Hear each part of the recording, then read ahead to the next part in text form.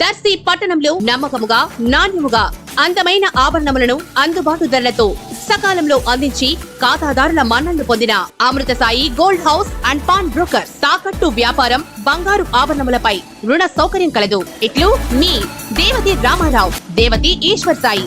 Amrutha Sai gold house and pawn brokers, గడియార స్తంభం వద్ద, కురిచేడు రోడ్, దర్శి.